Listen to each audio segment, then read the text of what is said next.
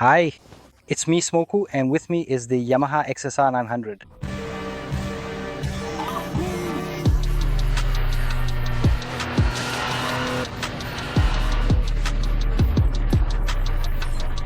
Oh,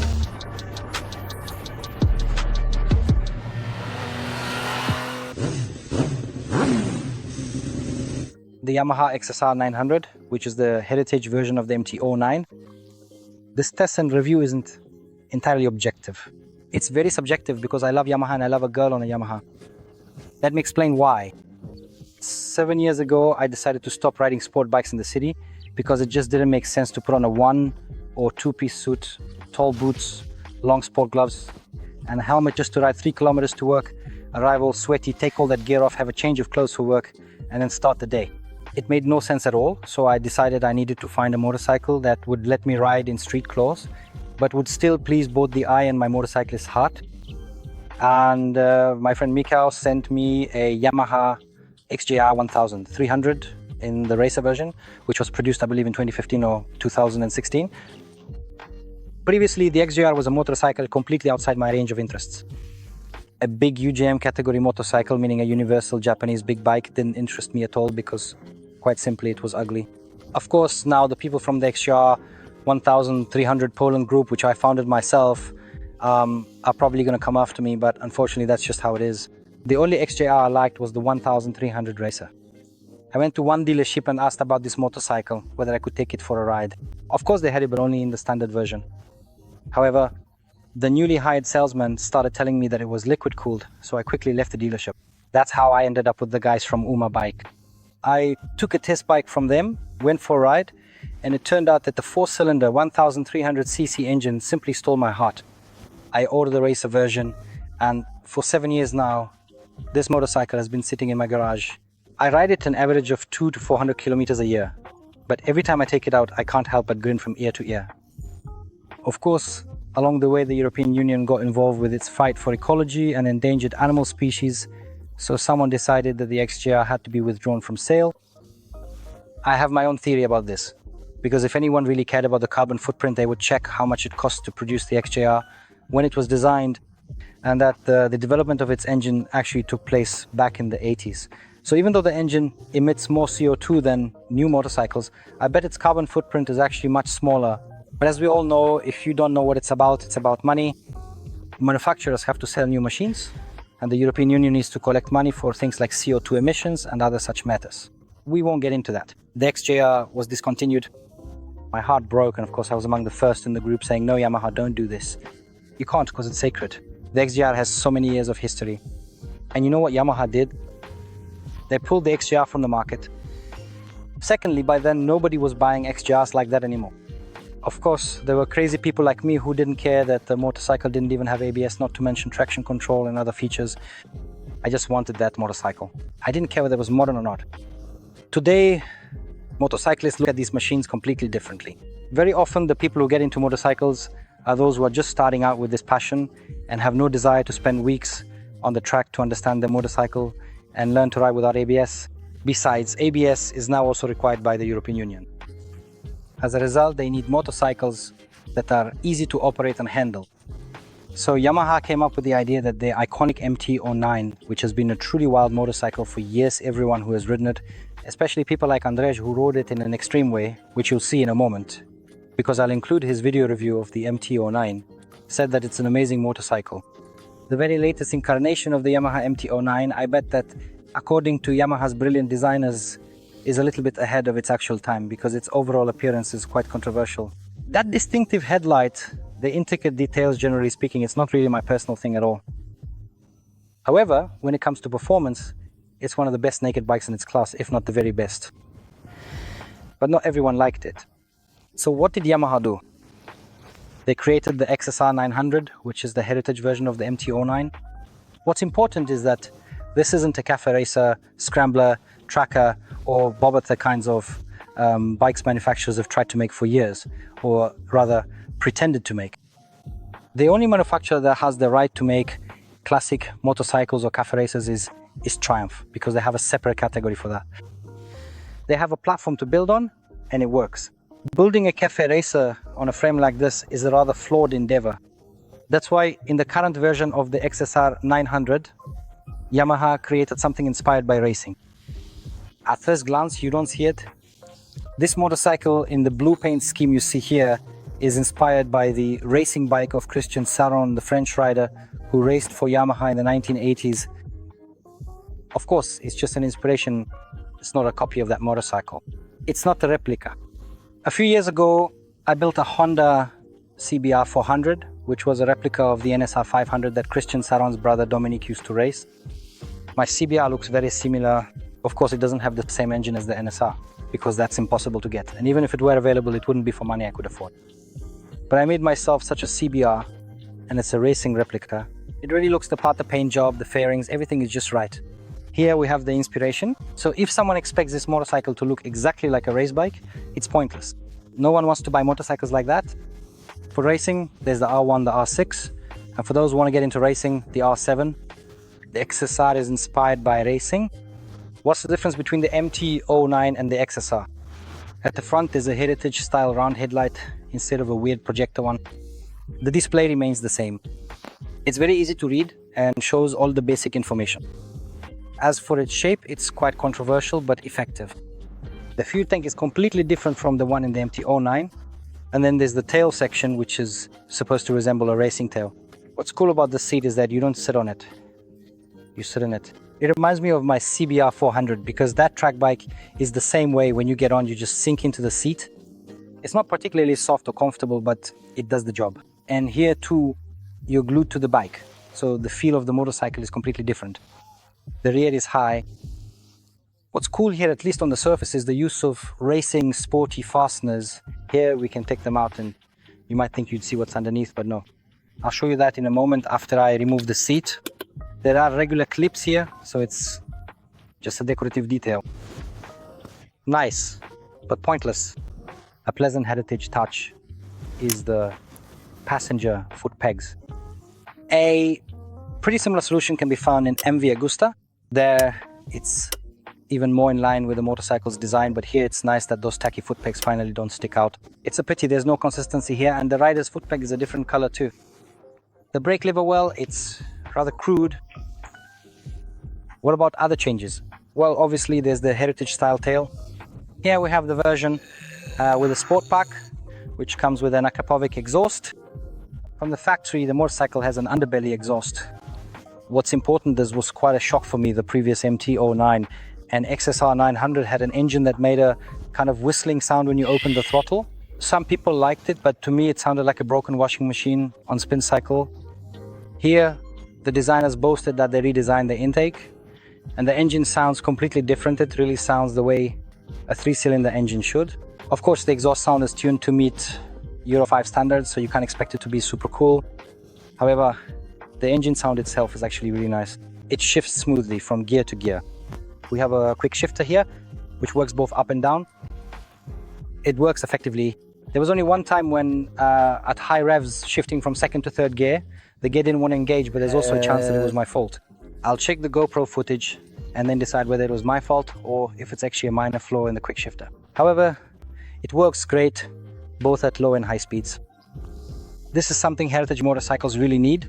As for the suspension, it's the same as in the MT-09 Kayaba, fully adjustable, and the rear suspension is also the same as in the MT-09. Brakes, a very important component.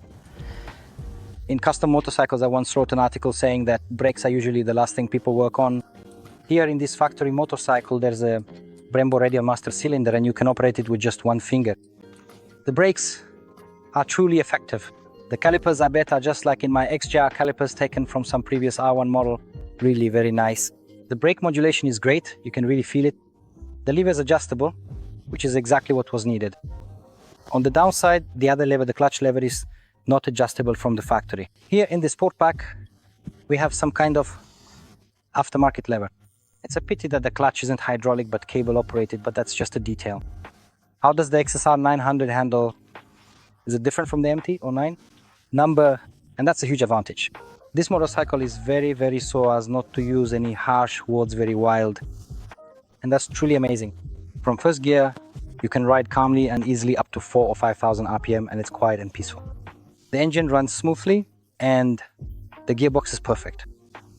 But once you start giving this motorcycle some throttle, today I had a situation where we were crossing a little bridge in third gear, full throttle, the motorcycle jumped, the front wheel lifted, and my brain sent a message to my pants that there was a meeting happening down there.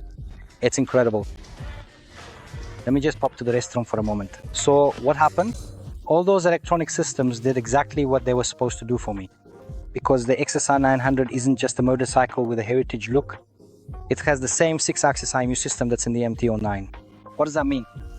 Traction control, cornering ABS, a system that manages wheel lift in corners, engine braking, all of that can be adjusted. Plus, there are 4 different engine power delivery settings. You can set all of this using 4 preset maps, or you can go in and customize everything yourself. Here, there's even an option to adjust the traction control. That's something that's often hidden away in many motorcycles. Here we have a mode button, and with the arrows you can select off, and then you can do some very, very unwise things on a motorcycle that really doesn't look like it's meant for that. As for how it handles in corners, I haven't ridden the new Triumph with the pit triplet, which probably costs twice as much as this Yamaha, but that's probably the only motorcycle we could compare here. The XSR, okay? The look of this Delta box frame is very controversial because it's not classic or heritage in any way. A cradle frame would be more fitting here, but with a cradle frame, when you ride, you feel like you're on a couch from IKEA, you know, something from the lower shelf.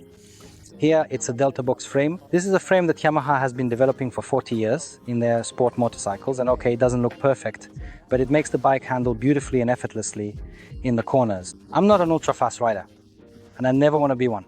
But when I get on this motorcycle, I find myself riding faster and faster with every kilometer, twisting the throttle harder as I exit each corner, and I never feel like I'm about to end up wrapped around a tree.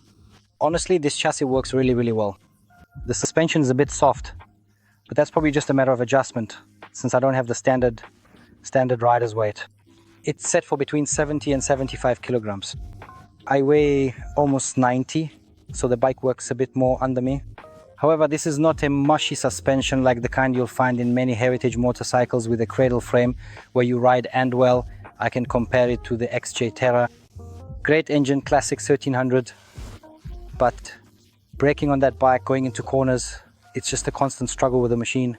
Unfortunately, what looks classic and heritage inspired is not always, and most often isn't at all, effective. So I have no problem with Yamaha using the Delta box frame here.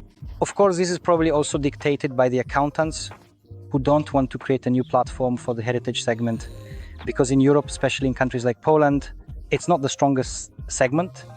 However, if I'm being honest, if we were to put the MT-09 here versus this XSR 900, which is more expensive by about 4,700 zlotys, I would choose this motorcycle without hesitation.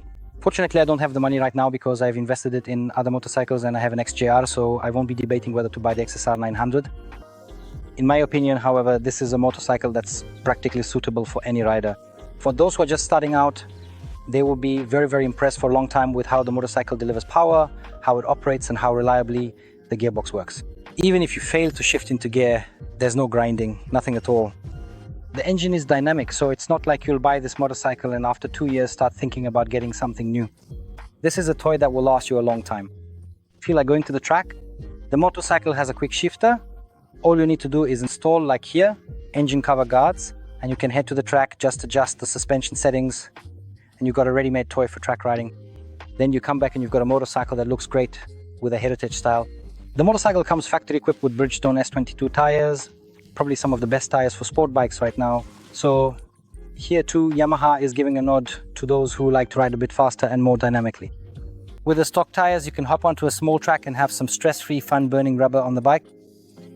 The motorcycle is lighter than its predecessor. Just on the frame alone, about 2 kilograms have been shaved off and around 700 grams from each rim, which on paper might not seem like a particularly impressive result. However, when you look at the weight savings on the wheels, every gram taken off makes the motorcycle handle completely differently. The swing arm is also longer, so this bike is much more stable than the previous XSR. It's not as twitchy, which at the same time makes it more versatile. I'm honestly really impressed. When I saw this motorcycle in photos, its proportions, the way the tail section looks, I thought to myself, not really my thing. But in person, it looks much better. Okay, there are details like this horn sticking out here, just like on the MT-09, or this wiring routed here with these rubber bands that look pretty cheap. This side panel with these racing style fasteners that don't serve any purpose, they're just for decoration. Well, those are the downsides. However, for me, every motorcycle, and especially a heritage category motorcycle, is something that serves as a starting point. I would immediately put a big fairing here that would cover the frame. I would change various details like the rear sets, the license plate mount. I'd modify a few things here, the mirror switch, okay.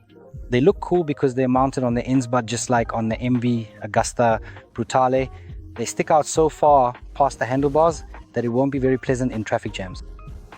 The Akrapovic aftermarket exhaust, in my opinion, the stock one that's underneath actually looks better. Okay, it's not loud.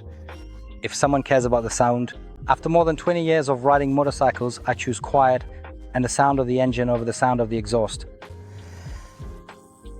You'll find the full test in the magazine. I'll also compare it with the opinions of people who ride the new MT-09 and those who may have ridden the previous XSR 900. What did they like, what didn't they? I'm honestly shocked.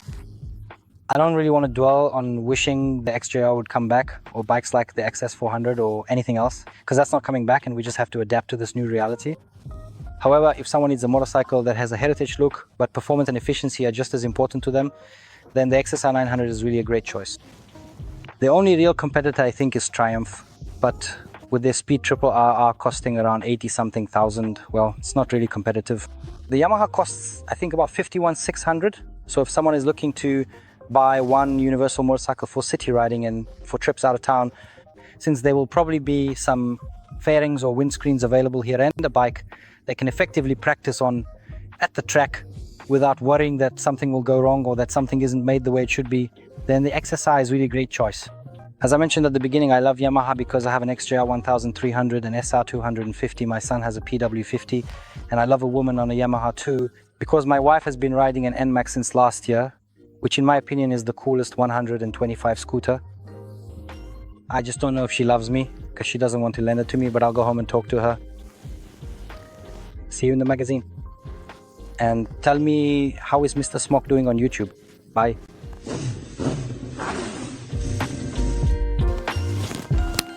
Great, just great.